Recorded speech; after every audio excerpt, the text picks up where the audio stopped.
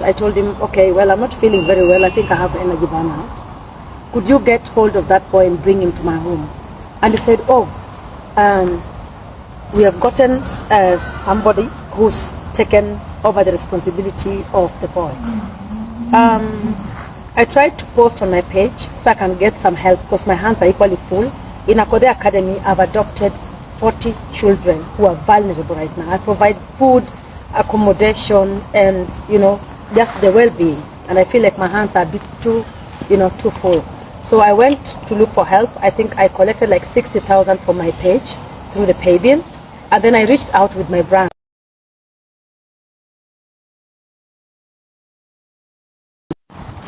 Wow. So, mimi nimefurahi. Yes, sir. It's okay. Yeah, I'm set here. You set. So, brief how do you learn Akothee? Can we have this story? Well, we should thank God for our parents. Okay. Yeah, that's true. Ironically, we watched the story that is coming this evening. We had a similar case of the boy who also scored 371. We should be joining Academy Gatunga Masocha. Yeye pia mama yake alioleka Western. Baada ya baba kupata ajali Nairobi akaaga akafurushwa. Mama kurudi nyumbani akaacha watoto na mama yake akaenda tafuta kibarua Nairobi bila alisema. Now 5 years they've never had. Hajawahi rudi. Mimi siwezi acha watoto wangu. Hawajaisikia. They don't even know whether she's alive. Sasa yule mshosho ndiye anapambana na hao watoto. The two siblings wako Sironga girls. Plus the boy pia hako nyumbani. Madam Boss, na tarajia utuelezee vile umepata kesi hicho cha yule mtoto na vile pia umeguzwa, vile umesikiza story yake na vile umemwona tu vile amevalia. Naweza angalia tu mengi tu. Taarifa za kuhuzunisha. John Makori. Makaratasi yako yako wapi? Ni vizuri umpe madam pia, anaweza kuwa na yaangalia. Na pia madam utatuambia shule ambayo umemchagulia mahali unampeleka. That's okay. I hope I won't get emotional, man. This is just yeah. How many times I've forgotten to thank God for the grace of life and patience. When my children went through very easy life, like I've given them everything. And when I hear that somebody mtoto wake analala kwa chai because walibomolewa nyumba, those things they're ready when you are. Jaluo kidogo sio baadaye. Yes. Alright. Set. Yes. Okay. We start by you introducing yourself. All right. My name is Akothee. I am the founder and the CEO of Akothee for Access to Basic Needs. Well, just to cut the long story short, I'm really a sad mother. From whatever I'm seeing going on news, left, right, center, we have left our children in the hands of nobody. And it looks like community have equally abandoned the children that we are supposed to focus on and build a nation. I believe each and everybody is coming from a background that has a family. Therefore, I believe that a strong family is able to build a strong community, and a strong community builds a strong society. And with a strong society, we have a strong county. With a strong county, we have a strong nation. If we neglect these young stars coming up, then we do not have, we wouldn't have continuity. This one happens each and every year, that the moment children do exams or examinations, stories are popping up of children who are not able to join secondary school, forgetting about the basic needs of like food, shelter, just the motherly care and things like that. We only focus on, children are out there and they can't go to school, they can't join Form 1. How about the care? How about who is there to stand up as their mother? Who is there to care for them when they're sick? Who is there to hold their hands when they're down? Who is there to motivate and inspire them? So I am asking all my fans and everyone in Kenya right now, stand up for any child around your community that is not having a parent or is an orphan or neglected. I learned about John through Mr. Edward, who aired a story of the young guy who scored good marks and was not able to join secondary school. And the boy touched my heart. Whatever touched me was not his education, or not being able to pursue his education. When he said, I don't have anybody, sina mama. Well, to those who are mothers, especially single mothers, you know what that means. When someone says, sina mzazi hata mmoja, it means I have nobody to stand up for me. Sorry, I'm getting emotional. I don't know why, but the stories are just, sorry. I wish that I could be able to provide a hand and a home for all these vulnerable children. And that's why I set up Akothee Foundation. However, my hands are tied. I can't help everybody. But I believe I've held hands of hundreds of children who are now driving cars, who are now earning their living. The only thing they can remember, the only time they can remember they didn't have parents is when now they want to go and visit. But I think I've done my level best to provide that warmth as a mother. And I really wanted to hold that boy and be the mother, especially when he said, sina mzazi hata mmoja. I felt like he was talking to me. He was directly talking to me saying, Esther, I want you to come and be my mother. So when I called Mr. Edward and I told him, okay, well, I'm not feeling very well. I think I have energy burnout. Could you get hold of that boy and bring him to my home? And he said, oh, we have gotten somebody who's taken over the responsibility of the boy. I tried to post on my page so I can get some help because my hands are equally full. In Akothee Academy, I've adopted 40 children who are vulnerable right now. I provide food, accommodation, and just the well-being. And I feel like my hands are a bit too full. So I went to look for help. I think I collected like 60,000 from my page through the pay bill. And then I reached out with my brand, because normally when I knock doors with my brand, nobody says no. I reached out to Mr. Nyagaka, Cleophas Nyagaka, who is the owner of the CEO of Fine Urban. And I told him, hey, I sent him the video. And immediately he replied, go and get this child. And I was like, thank you, God. I was not able to sleep that night. I just felt like if I was the person in that shoes, without a mother, without a father, without a place.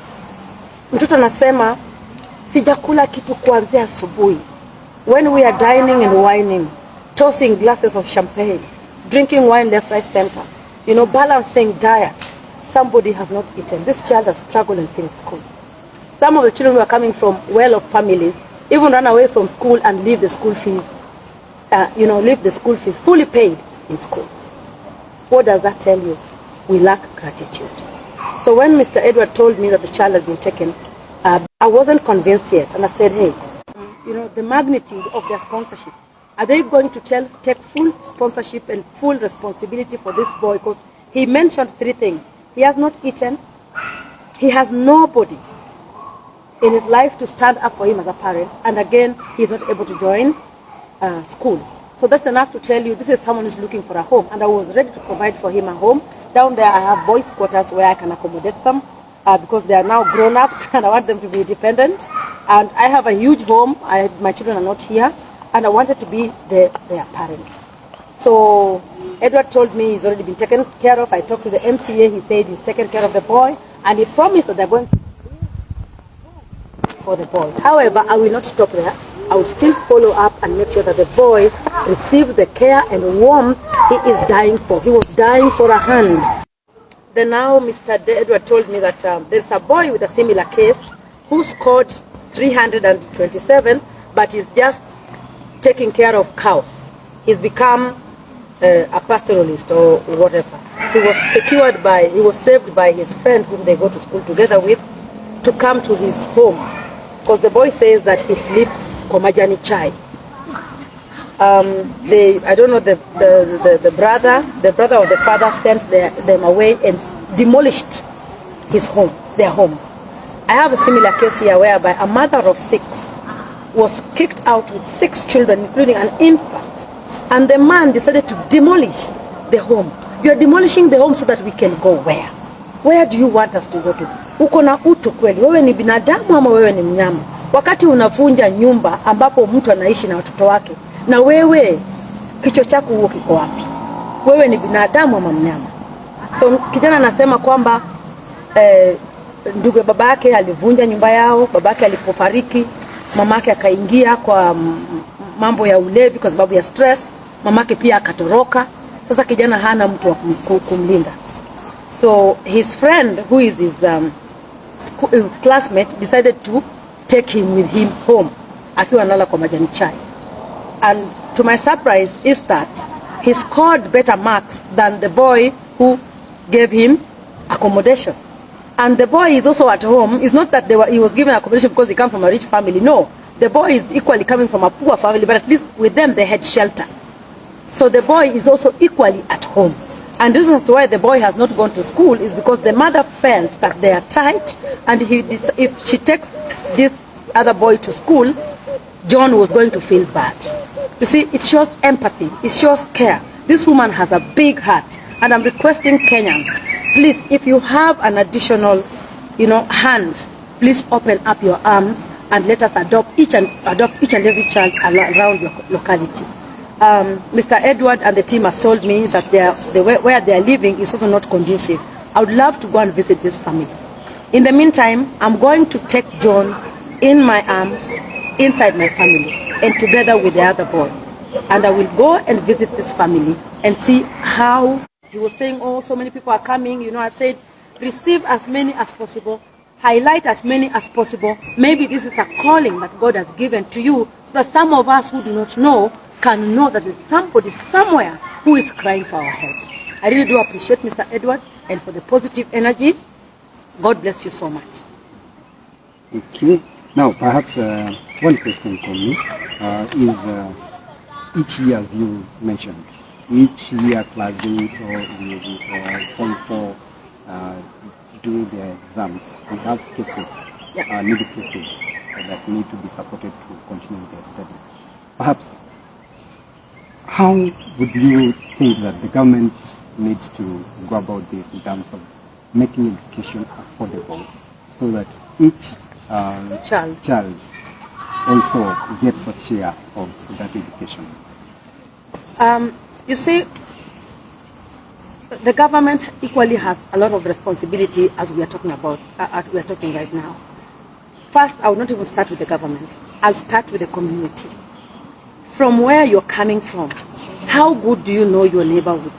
Do you know how many poor families you have around you? Or you are just that one person who is driving V8 and Prado all over the place and don't even care about who needs your hand? If we come together as a community, then we are able to present this one to the government. But when you tell the government that we want them to provide affordable education, it might be a bit too heavy. I think it would be almost like a joke. I think each and every Kenyan should take responsibility of even just adopting one child. We have so many rich Kenyans, and in Kenya we have poor, middle class, and rich. I don't know if middle class is existing right now. But also, I believe government has something called bursary fund that's supposed to be given to the needy students. But apart from school fees, where are these children living? Who is taking care of them? School is just part of it. But how about their well-being?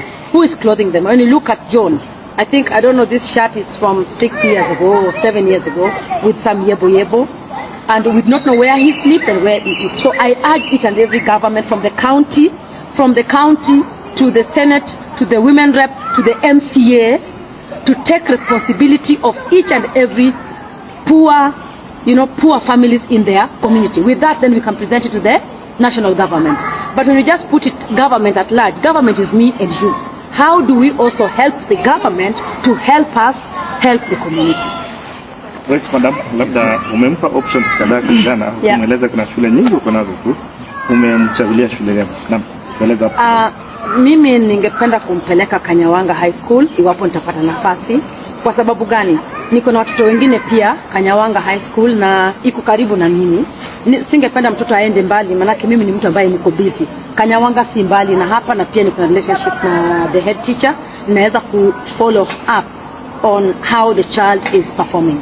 Lakini nikimpeleka Nyamira huko mbali nitasema uongo, kwa sababu hakuna ndege inapitia huko, na pia niko na jukumu nyingi sana. Ningependa kukua mzazi wa huyu mtoto. Kanyawanga ni hapa tu, atakuwa anapata transport, atakuja kama watoto wengine. Kama kutakuwa na parents day ni rahisi, kama sitaweza kuwepo, ndugu zangu wako na watoto kule wataweza kuenda kumuona. Familia yangu pia inaweza kwenda kumuona, kwa sababu amekuwa part of my family. I would have loved the boy to be close to me. Yeah. Thank you. I think we shift to John because lighting pia inatupeleka mbio. No, we will not do Ramogi because lighting tutumia Kiswahili. Because that cuts across. What do you think? Sina floodlight. So tuko na lighting kwa nyumba. Sawa. Okay. Yeah. If we get there, we can think of that. Okay. So John, squeeze to the corner again. Saizi bwana umefika nyumbani. Kwa nyumbani leo utalala kwa mzee. Taoga na maji moto.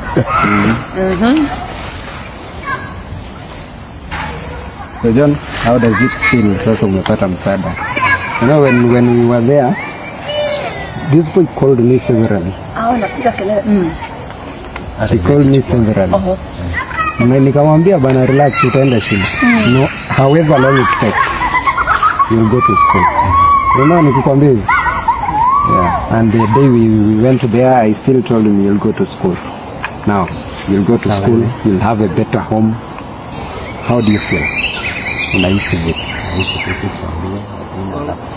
Kwa majina naitwa John Makoria huyu. Nasikia vizuri usaidizi wenye nimepata kwa saa hii.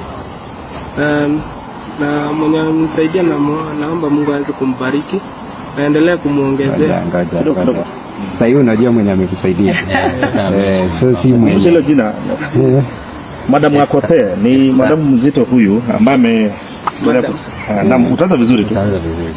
Alafu pia bro, utueleze vile umekuwa ukisumbuka hizo shida ambazo umelala from kulala ndani ya majani chai to you know. Kwa majina naitwa John Makoria Vuga.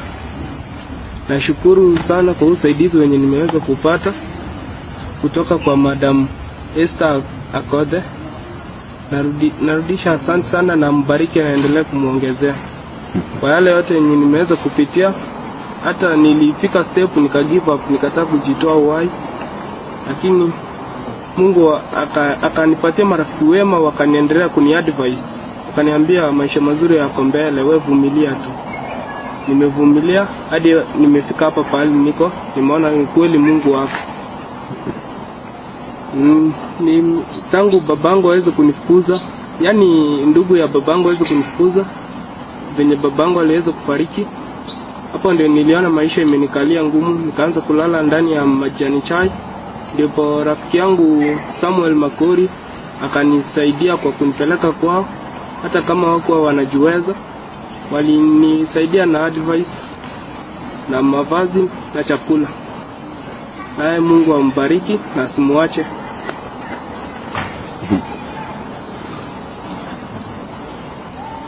So you have a dream, ulikuwa unaniambia unataka kuwa rubani.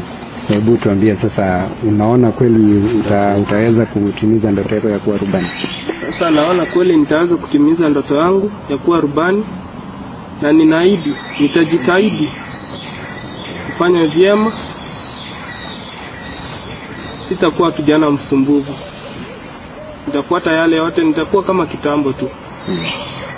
Nitajiweka chini. Mungu atakusaidia bana. Thank you. I don't think have a good. Thank I'm good. Thank you.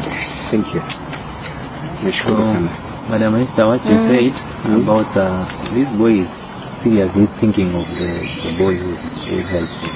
Yeah, I'll check both of them.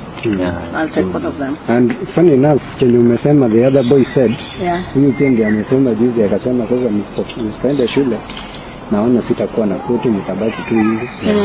Sitakuwa na mtu wa kuita wa kwetu. You know. Yeah. That feeling. Yeah, I know how it feels. I've been there. I've followed you. I've been there. So na kuna wakati singeweza kulipa school fee ya watoto wangu.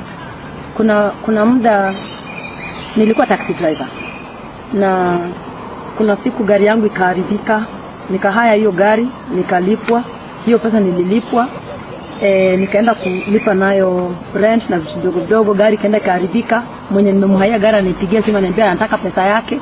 Ikabidi niende niombe rafiki yangu gari anipatie, kamdanganya sijalipwa, baada watu watanilipa wakirudi. Nikakimbiza hiyo gari kupeleka huko Malindi, kakuja na gari kangolewa engine, nikawekwa chini.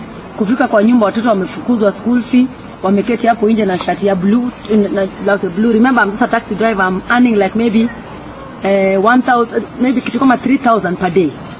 3000 per day kama siku ni mzuri. Kurudi, huyu mwenye alikuwa nilikuwa nimerent nyumba kutoka kwake huko Kisumu ndogo. Sijui jamaa alikuwa na lengo fulani pia. So nilipokataa kama mwanamke, akaamua kuleta vitu ili niweze kufukuzwa nje ya nyumba. Nilikuwa nikitengeza sabuni, ndio maana I don't have sexy fingers. Nilikuwa nikitengeza sabuni, alafu sasa hapo chini ya stairs. Ndio maana unaona nimejenga nyumba kubwa hivyo because nilinyimwa nafasi. Kwa hivyo mimi napenda nafasi ndio niweze kujikumbusha ile wakati alininyima nafasi. Nafasi aliyoninyima alikuwa anaitwa Benjamin. Ilikuwa tu ni hapo chini ya stairs. Mali nilikuwa nikiweka sabuni yangu kwa sababu nyumba ilikuwa ndogo. Sasa nilikuwa nikisha manufacture hiyo liquid soap naweka hapo chini. Sasa yeye alisema kwamba hiyo inahatarisha maisha ya wanaoishi pale. Wakaamua kunitupa nje pamoja na watoto wangu, na msichana alikuwa anaitwa Patricia. Alikufa na kansa, Patricia. Na Patricia alifariki kabla sijafanikiwa. Ningependa kwenda kumtembelea Patricia. Kama ningekuwa na uwezo kama ningempeleka hospitali. So wakati wote sasa niliporudi nyumbani, naona watoto wameketi wamejikunja hivi kwenye wall. Na shangani nini mbaya, mbona mko kwa nyumba? Najua wamefukuzwa na school fee. Na school fee walikuwa wamefukuzwa ilikuwa ni 3000 per child, ambayo ni 9000. Walikuwa nasoma Mary Joy Mombasa. Sasa nikasema tuingieni. Kuingia napata mlango wameweka kufuli. Gari imeharibika, watu wamefukuzwa school fee na mlango pia nimefungiwa. Tutaka kwenda wapi? Kesho yake asubuhi nikaenda shuleni.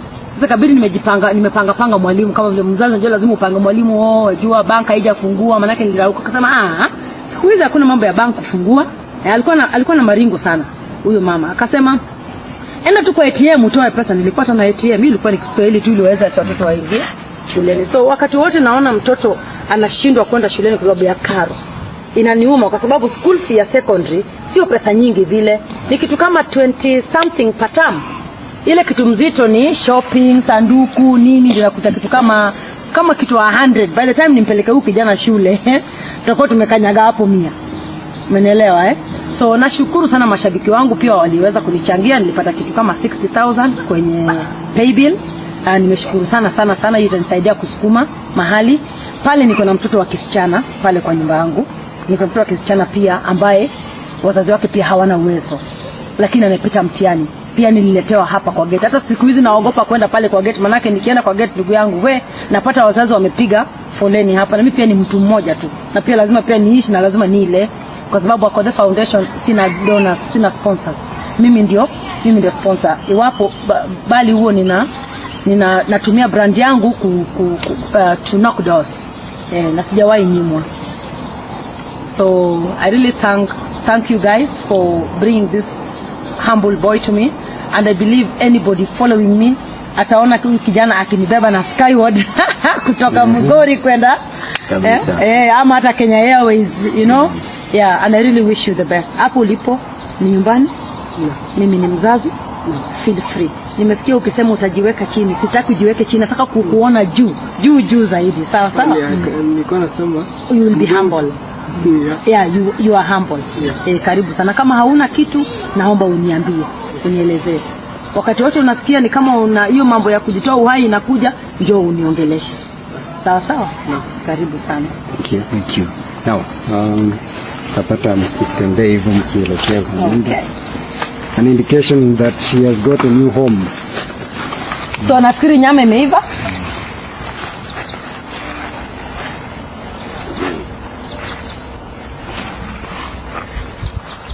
Unaona zile bendera? Zinaashiria mababy daddy. Okay. Ile Mfaransa, ile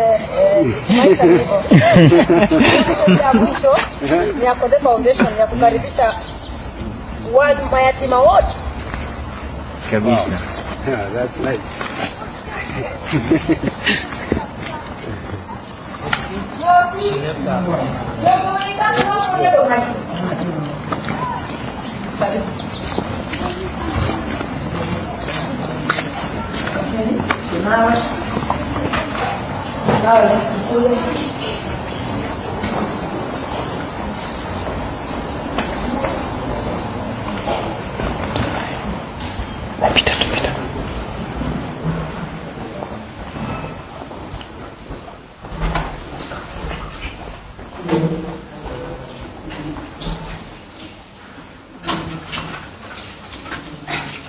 And I shall be in the house of my Lord forever, and I shall feast at the table prepared for me.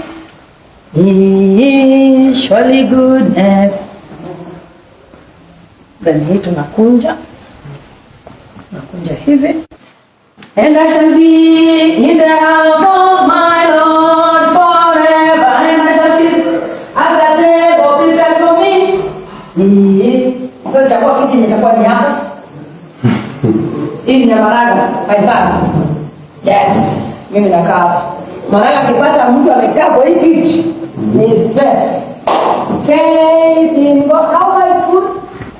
And I shall be in the house of my Lord forever, and I shall feast at the table prepared for me. Surely goodness and mercy.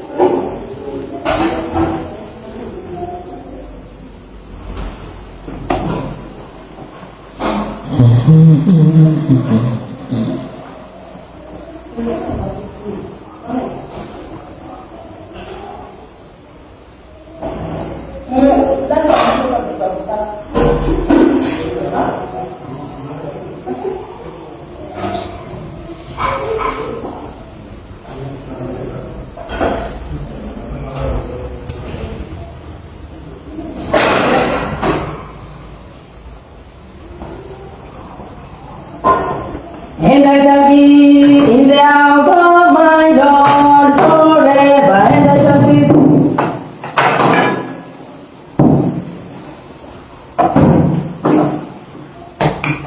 at the table prepared for me.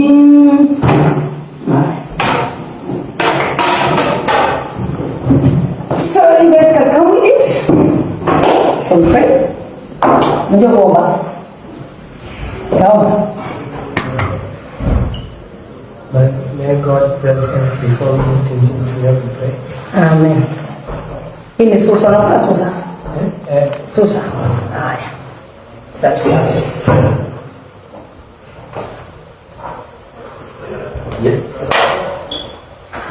Ile baba yangu atasahaulika hapo hivi.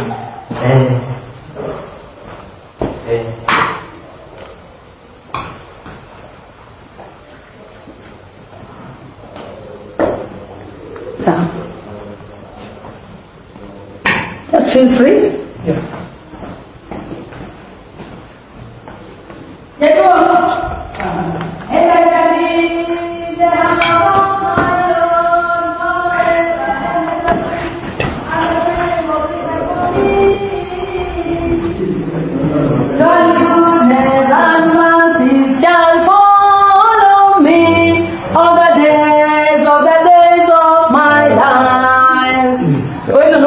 Sawa kumalizia.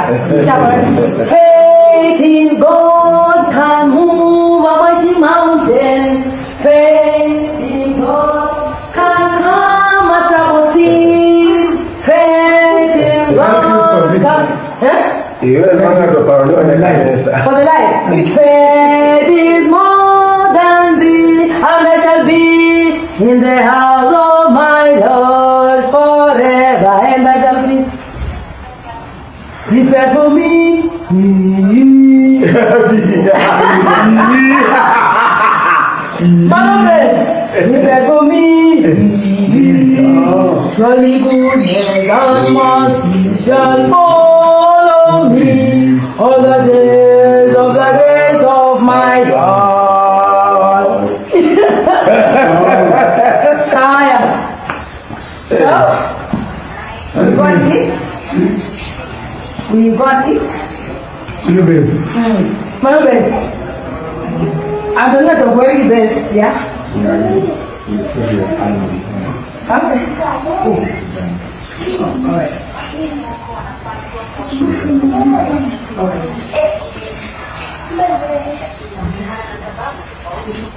Oh, hiya, get it.